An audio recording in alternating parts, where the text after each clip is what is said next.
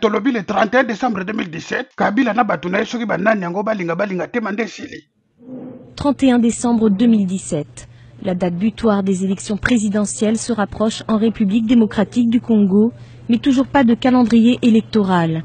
Congolais kozala zobate, Kabila kotika na jamais kosala ba élection boti kolota. Akeine petit na New York, pour lelo corner nanga kosa que élection en 2019. Ah, tala élection zate.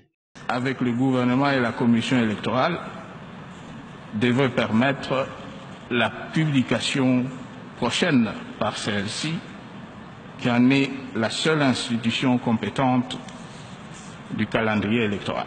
Mukeba Kabila zokosa. Est-ce qu'on organise l'élection de Gazawana? Jamais. Est-ce que c'est nié zanetre? C'est nié Kabila. Ah, si koyo seule solution tikali peuple saladini. Seule solution tikali photo bengana ye, c'est la seule solution. Bonne journée.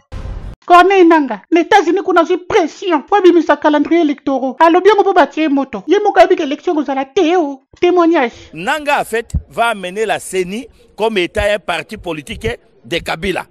Et bien comme lui veut faire de la CENI, la commission électorale, comme un parti politique à la sorte de la majorité présidentielle, je crois que dans les tout prochains jours, vous allez voir la colère du peuple et tous ces gens, y compris Kabila, personne ne va résister sur l'ouragan de la population qui va être dans les tout prochains jours.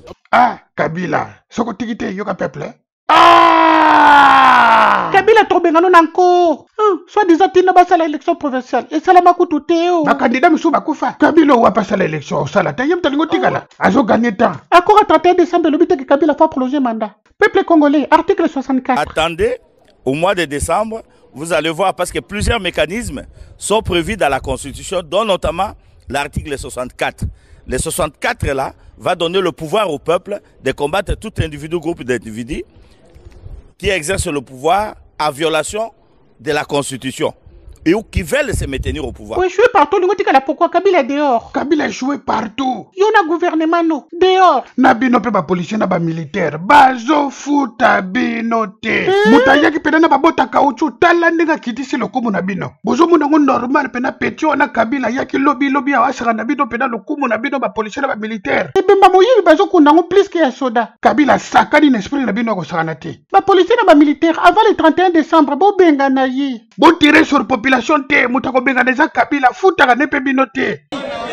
Moi impayé, basi la biso bakini, bala la biso bazotanga te, biso tokomi bafazer. Bakamarade biso bakufa la intervention, biso to bénéficier de rien. Mbongo nyonso ekoma ya bakonzi. Mbongo na bino ba policier na ba militaire botala place ekendaka. Ekoma ya Kabila na famille na ye. Soki bino moko bobengani ete bino mutu bana ba minduki avant le 31 décembre boko lela. Et on comme à la fin de l'année, bakosi kofuta biso so, carton ya soso. Ne bata vola soso moko batumi balé fais-moi payer dollar eza na 96 bozo futa ba senda combien na toi 90 et puis bazo Kabila batna ba faux diplôme bana mai boy ba Kabila zo linga gagner temps avant le 31 décembre. Faut comprendre pendant comme dehors. Il faut tout bengane, c'est tout. C'est le seul moyen. Sinon même abido so na ba dialogue éternel Kabila faut bengane. Il faut tout bengana microbe. Les microbes, c'est Kabila. Les microbes, c'est Kabila. Les microbes, c'est Kabila.